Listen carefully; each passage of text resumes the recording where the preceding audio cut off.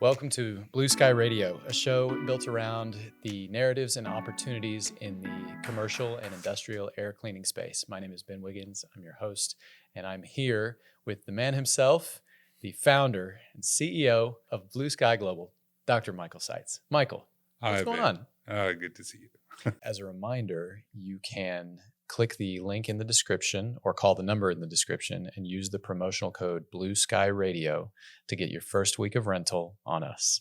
Have you been able to cross any items off your bucket list recently?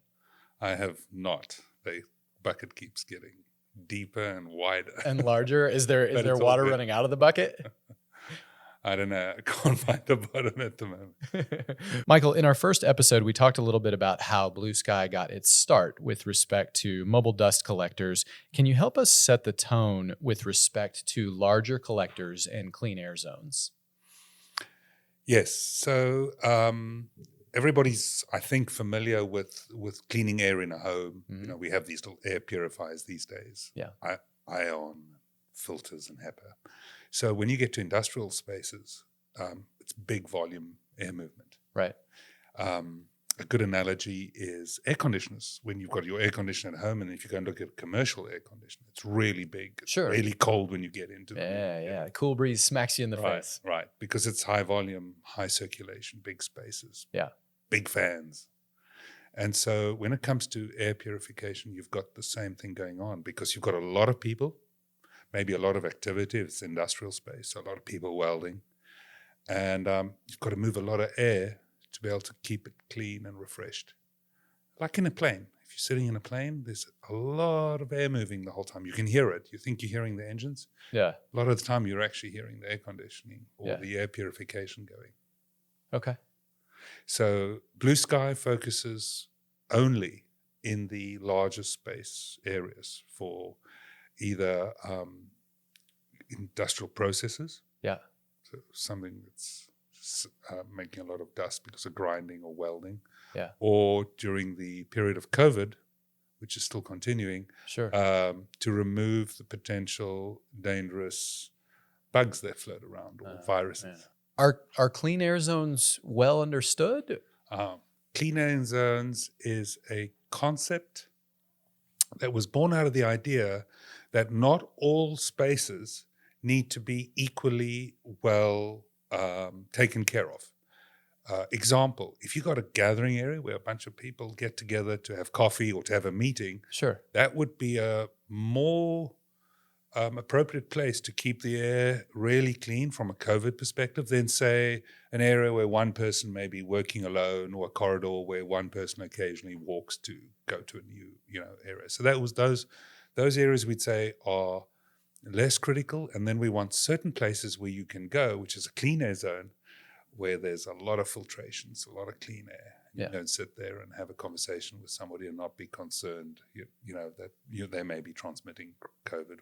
What is the difference between, I'm going to call it your method, although it's kind of a broader method, but your method of purifying air and other more traditional methods? Okay, it's a good question. So we haven't really done anything new. What we've done is we've thought about it in a different way. So air filtration has been around for a long time. HEPA filtration, they've been using it in hospitals as an example, on aircraft for 30 years, 40 years.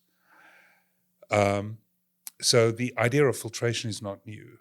The idea of moving a lot of air is not new, right? If you're trying to clear smoke from an area, you blow a lot of air in there to clear the smoke. So that's not a new idea.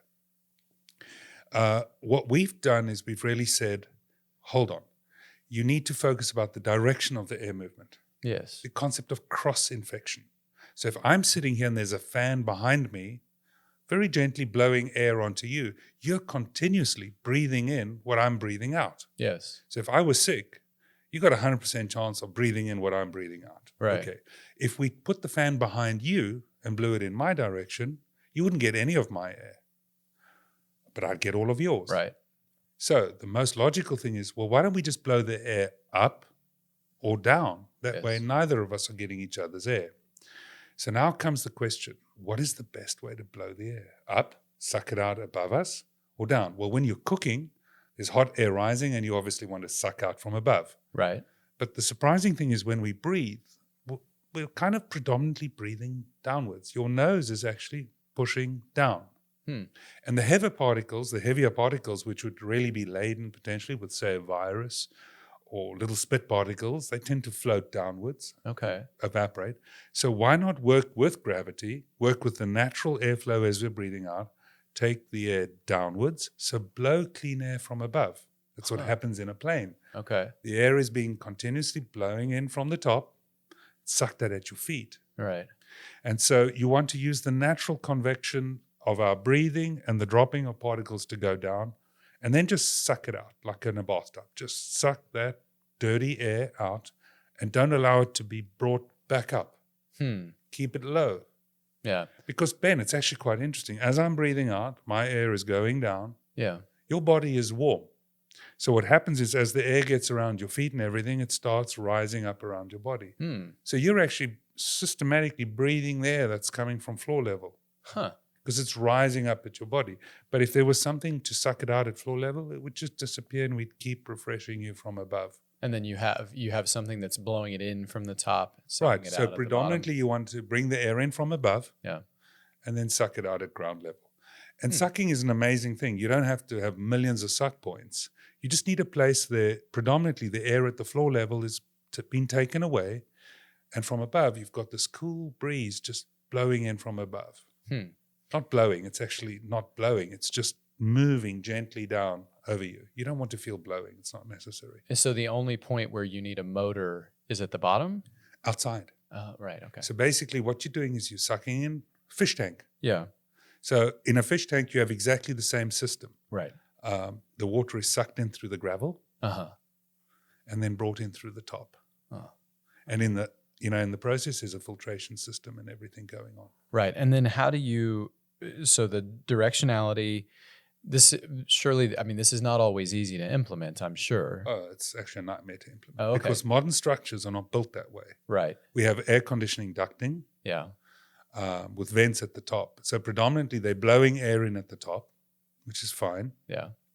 But the intakes and that aren't strategically placed. So what happens is you'll blow air in from one side, it'll cross from you to me, and then out somewhere behind me. That's the traditional flow pattern. What you really want to do is go more like with a plane, where you've got a whole bunch of intakes so that we're preventing cross flow. Yeah. Maximum, say, 45 degrees. So it may go in just behind you and then down over here. Yeah. So new buildings or even existing buildings need to be rethought in terms of flow direction, flow volume, and filtration before you bring it back in the room. Really, really good quality filtration. But it's a lot of air you got to move. Right. Is one of the biggest issues then that you're dealing with the way that architects are thinking about building buildings in the first place? Absolutely. The concentration or the focus has been to keep a building cool. Right. And so the direction of the airflow doesn't really matter. It doesn't matter if it's going across. You just want cool air to move across the room. Right. Well, and it's actually probably better if it is going horizontally. Right. Absolutely. There's nothing wrong with that. Now suddenly we're in a regime, I believe, where you got to move a whole lot more air. We don't need to remove that much air to keep a room cool because it's not being heated up. But when you're breathing, good to think of someone smoking a cigar, right? Somebody sitting in the corner of the room smoking a cigar. Yeah. Well, first of all, the last thing you want to do is be downwind of that person. Yeah. Because as he's smoking, it's, oh my goodness, could you sit over there, please? Right. Okay, so, and then it's a high generation of stuff. Yeah. So somebody's, hacking COVID or just breathing COVID and chatting, they're continuously generating a whole lot of this stuff, like that cigar smoker. So you need this high volume the whole time, high volume, blowing down. Aircraft. Yeah. Again, we're always back to aircraft. It's been around for a long time. We just have never had a need to implement it in, a public space. Right. How does BlueSky handle this? Okay, so what we kind of became aware of is that here we have a large machine, very, very powerful, developed for industrial spaces where somebody's welding or grinding and there's just a whole lot of pollutants being, ejected into the air. And so we already have the mousetrap. a very powerful, very efficient HEPA filtration system that could immediately be implemented in a large public space. But here's the incredible thing we had, is in the industrial area where you've got asbestos or nuclear, radiated dust, you're dealing with dust species where nobody would really ever want to get their hands into that after you've collected a whole bunch of the stuff. Because at the end of the process, you've got to clean the filters. You've got to clean the machine. Somebody's got to go and do that. Right. So BlueSky we have the system where you never touch the filters or anything. So along comes coronavirus, and we got a high volume, powerful filtration system that you never have to touch when it's contaminated. Huh. Well, what a dream. Now you may have filters that are in a public space where you're not only dealing with COVID, you're dealing with all sorts of potential fungi, skin, everything is getting caught up in these filters. Sure. That's the last thing you want a maintenance technician or somebody to go in. On aircraft, you see Singapore Airlines had this lovely advertisement running of cleaning the HEPA filters. Yeah. And everybody's in Tyvek and blah, blah, blah. Well, these are still relatively small filters. Yeah. When we're talking large filters for big public space, these are monsters. Yeah. And so how big are we talking? We're talking stuff that would take a man, he'd pick it up. If you had to bag it, it would be a big filter. Right. It's not a little thing that you pull out of your vacuum cleaner. Sure. And there's lots of them. So it could take hours literally to take out the filters. Huh. With BlueSky, it's all encapsulated, it's closed, nobody ever touches it. You take the module out, call it the smart box module. Right. You pluck it out, you put a new one in, you turn the machine back on, and now you've got a box with all the bad stuff inside it. Huh. Now you handle the box. Yeah. Yes. How heavy is all of that? Well, it's heavy enough that you'd need like a pallet jack or a forklift to move it around, because we're talking about big stuff. Sure. So it's not convenient, but it's usually outside. Uh-huh. Or if it's inside, you could roll it out. Okay. But it's always movable. But again, you don't have to take the elements that have got all the junk on it out by hand and then put new ones in very carefully. Okay. And then, so what about the primary frame itself? You mentioned earlier that Smart box module. Yeah. So if you were to come in as a replacement, you'd roll the smart box in. You'd open the machine. Yeah. Pull the old smart box out. Push Yeah. a new one in. Yeah. Close it up, and you'd be done. Just like changing inkjet cartridge.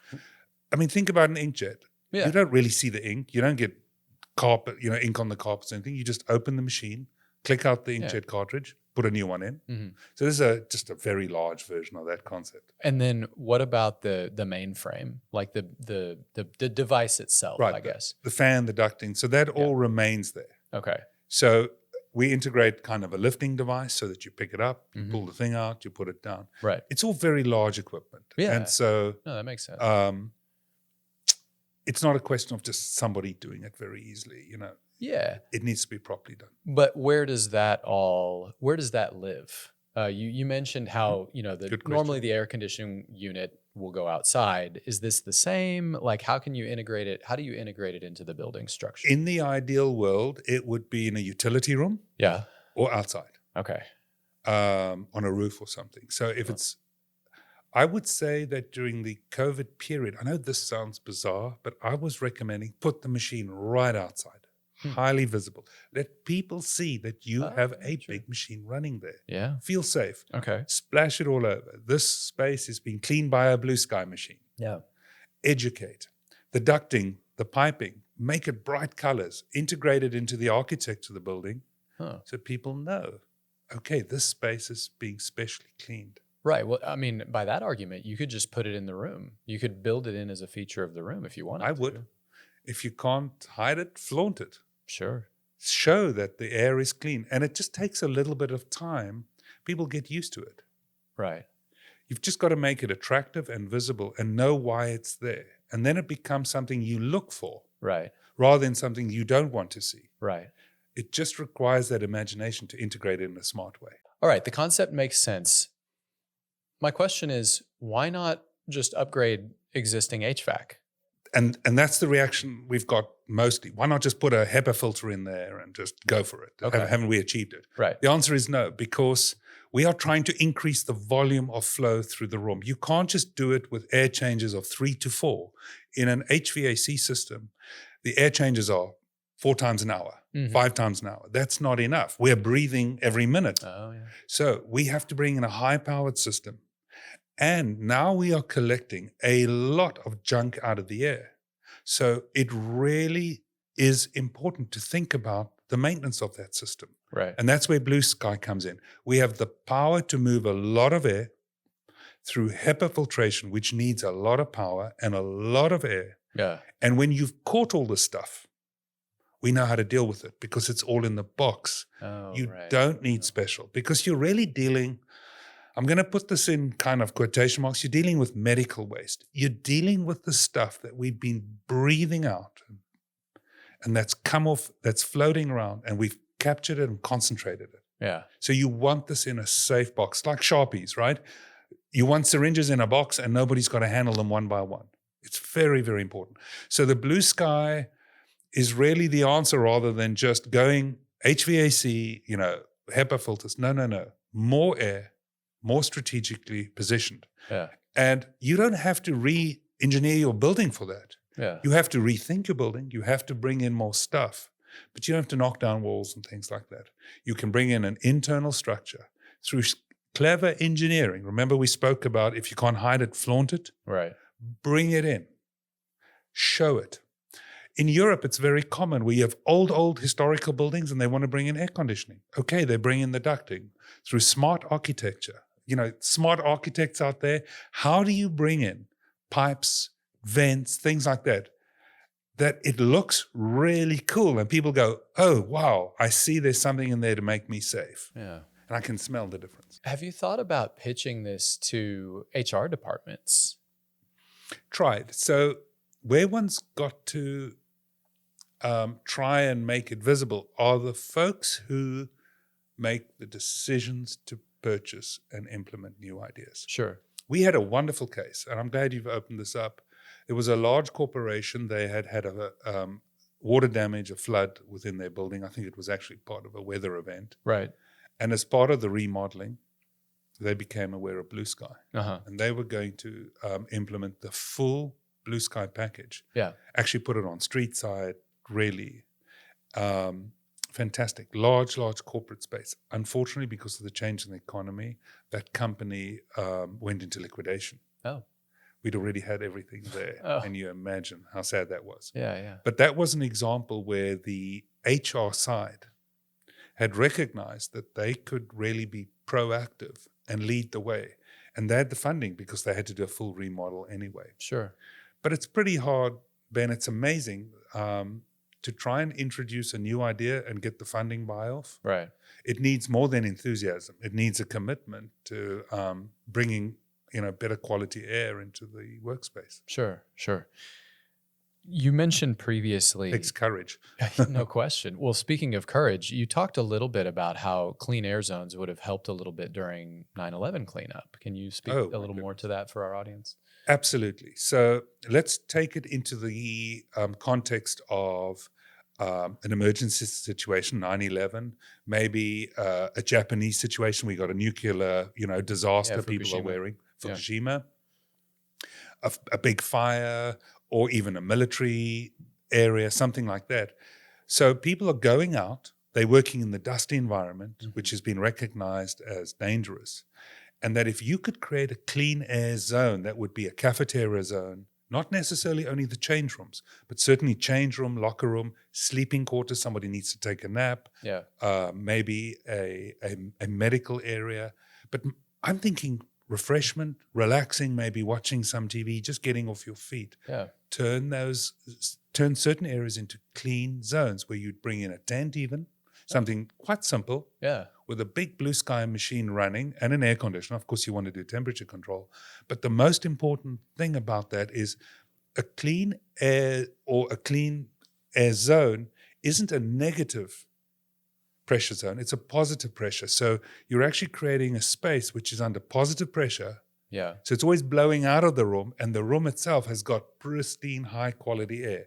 So you come in there, you change, and you can just sit down, and the air in there is pristine, perfect quality air. something and this relax. is something this makes me think of, and I guess it's a more of a general question as well. Is how long does it take to install one of these? What the pop-up version or the more permanent version? What does installation look like? Well, from a BlueSky machine, it's literally drop it off, plug it in, because it's a fully encapsulated machine. Just like the millions of smaller little machines that are out there, the big BlueSky machine is the same deal. So the only work that's required that's different from a small machine is that we need to move the air to different places in the big space. So we have a system where we can bring in ducting. We build an internal frame to support it, work with some architects or whatever if necessary, or even with some of the pop-up folks. Let's say, for instance, FEMA decide tomorrow, okay, we like this idea of clean air zones. We have a disaster area. Yeah. We want to create spaces within that, even firefighters, whatever. And we're going to integrate the ductwork already into the structure.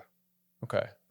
So there's a BlueSky machine that gets delivered on a truck with a generator. It's sucking outside air in because we still need to take in outside air, like on an aircraft. It sucks in outside air. Sure. It goes through the BlueSky machine and is then blown into the facility to provide perfectly HEPA-filtered air that's also air-conditioned. Now, anybody coming out of the work zone, let's say there's been a major fire, let's stick with that thing. Right. Come in, you go to the change room. Okay, that's one space. And then you go into the common area where you can get your snack. You can sit down, relax a little bit. Okay. And there the BlueSky machine is running outside and blowing the air in. I love it. As a reminder to our viewers, you can go to www.bluesky-global.com for more information. COVID arrives. Yes. BlueSky is sitting here with this fully equipped HEPA air filtration system. Yes. Your head explodes with possibilities. Right. And then? It was such an interesting time for me personally because in the beginning, it wasn't sure. Was COVID being transferred through hugging, through kissing, through contact, through the vegetables you were eating, blah, blah, blah. There was this, oh my goodness, wash everything. That's an excuse not to eat our vegetables, folks. You heard it here first. Dr. Michael Seitz from That's the vegetables.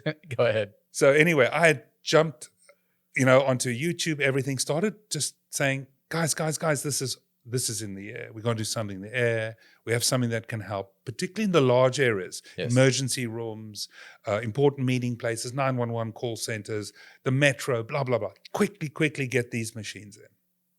Let's at least, in important places, let's bring fresh air to the people so that the cross-contamination would stop. Mm-hmm. We even went into churches, synagogues, things like that, promoted it. And very quickly, there was a lot of interest. But what became apparent was that there was a philosophical question. Oh. And it's something to think about. It's a valid one to say, okay, so I spend a lot of money to make this room, let's say where we're sitting. Yeah. It's a COVID-free zone. Love the concept, whatever. Yeah. But you go next door and you get COVID there. So why am I spending a lot of effort, a lot of money to make my place safe when you're just going to pick it up next door or pick it up from your mom or from your spouse? Kind of an economic free rider problem to some degree. Exactly. And so I had trouble convincing folks to say, let's at least be safe when we're here. Yeah. Because maybe in this area, we need to come here and know that we're going to be 10 people together in this room. And it's not going to be picked up here. You're not going to get COVID when you're on the plane. You may pick it up in the first class lounge if you're flying first class, but you're not going to pick it up on the plane. Yeah. So I think that was a hard decision for people to make. And then it was also tricky to get word out there because there were so many competing theories. And there was just a ton of little machines jumping out everywhere, blah, blah, blah. So people were having a tough decision, what to do. Yeah, everybody's worried about PPE. The guidance was all over the map. 1 minute was wash your hands 10 times a day. The next minute was stand 6 feet apart. 6 feet apart was, to me, still today, the classic, like where was the sensibility there? So imagine you standing in a line, 6 feet apart from somebody. They move forward and you go and step into their airspace.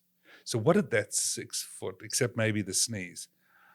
I don't know, not that many people were sneezing on each other. From what I could. I appreciate you not sneezing on me. I'll try not to sneeze on you. So It's okay. I've been triply vaccinated. Yes, same here. With your method being so successful, and I've seen some of the numbers on, just it's the We ran some tests and things. 99.999. Why do you think that from an industrial perspective, there hasn't been broader adoption yet? Because we're so tolerant of bad quality air. It's something that's not immediately visible. When you're breathing in COVID, you're not really aware of it. Right. So we, as people, we have a terrible assessment of risk. Actually, we're bad at assessing. That's true. All right. Somebody Prospect walks theory, into the room with a gun, and we immediately know there's danger. Right. But somebody walks in and is really hacking and sneezing, we also got a sense of, oh, stay away from me. I don't want to get sick. Right. But you're most contagious in that when you're not even that aware that you're sick. Mm-hmm. And so we just don't perceive that risk. Not at all. Hmm. And so to really promote an idea of safety when you don't perceive the risk is really hard. Put your seatbelt on. Well, I'm not about to have an accident. Well, you might. Put your seatbelt on. Right. So it needs to be enforced. And we were not getting the support. We were not able to convince any governments, any local authorities that this was something worth talking about. Mm-hmm. They would all say, oh, very interesting, we agree. We went to many schools and they said, wow, we really need to do something. And then the next day they were, onto other topics. COVID is consistently evolving. There's going to be another airborne pathogen that's going to come along at some point. I am a company, I am a school district, I am an institution of higher learning that cares about this sort of thing. What do I do? Absolutely. This is a golden opportunity to say, okay, pre-warned, forewarned, we've gone through the experience. It's like clean water, right? Somebody got sick, they really, stomach flu spread around, now we're going to put in clean water. Clean air is something that we can do at any point and should be done for the general well-being of folks. You're not only protecting against the potential spread of the next disease or another outbreak of another strain of COVID, Mm-hmm. you're also improving the well-being of people, how well they feel. If you walk into a place that's slightly moldy, a sick building, that's an extreme case. Yeah. But even just in general, if you have clean air in a space, if the investment has been made to put in a BlueSky type of system, right, that'll be easy to maintain everything, the overall well-being of people will improve. Mm. And this, I know it sounds strange, but just changing how a place smells really changes how you feel. Which areas do you feel are most necessary for adding clean air zones? You kind of alluded to this earlier, but let's... Right, so the clean air zones, I would say that where people gather informally is where I would start. Okay. So restrooms have notoriously bad air ventilation. Huh. People do crazy things in restrooms. They should have clean air zones there. The water cooler, the coffee pot, the place where people just sit down. I would do it at entrance halls to buildings where people would come in, sit and wait. So if you have a waiting area for people, most commercial buildings don't have that anymore. It's almost self-service. But there are certain places in doctors' rooms, in where you wait at even a public area. If you go to get a new license or you're waiting for your passport, all those areas should absolutely have clean air zones, at least where people are sitting, waiting, passing through. If somebody's going to linger then more than 2 to 3 minutes, as far as I'm concerned, as a little group, you should put in clean air zones, just local areas. They do it in airports for smokers, right? You have a smoking room. I think there should be certain areas where the air is much cleaner. It kind of makes me think, what this calls to mind for me is those is the oxygen bars. Have you heard of those? Conceptually that's out there, but now we should put in just clean air zones. You can just go there and you can have a meeting and just feel safer. I think people would flock to those areas. I personally would. Yeah, same. You can get a breath of fresh air, in a clean air zone. A breath of fresh air.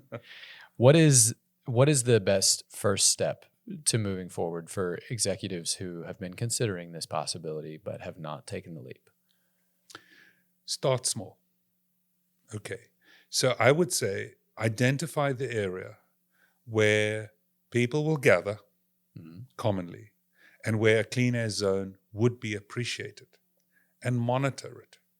Put it in, have a look at it, see if people like the idea, if there's a tendency to sit there rather than somewhere else. It's a little bit like putting soft music into a certain area. Do people congregate there? Do they feel more relaxed? See some of the benefits of it. And if that starts making sense, then you can expand it and then spread the word that that is what you're doing. Get credit. Get some points for that. Yeah. Yeah. And even on a larger commercial scale, if there was a pharmacy or Whole Foods or a store that really concentrates on providing an environment, Starbucks, you could put these area, clean air zones in, or even the whole store, and splash it out there. Just say, we care about the air that people breathe, and we've gone this extra length. And you can go somewhere else and not have it, or you can come here and you can just breathe easy while you're here. Breathe easy. And if you've got allergies, come, spend an hour here. So much the better. Dr. Seitz, thank you so much for your time. Thanks, Ben. For our viewers, don't forget to like and share the video and leave us a comment if you have a moment, and click on the little bell to get notifications. Thank you again for tuning in. I'm Ben Wiggins for BlueSky Radio.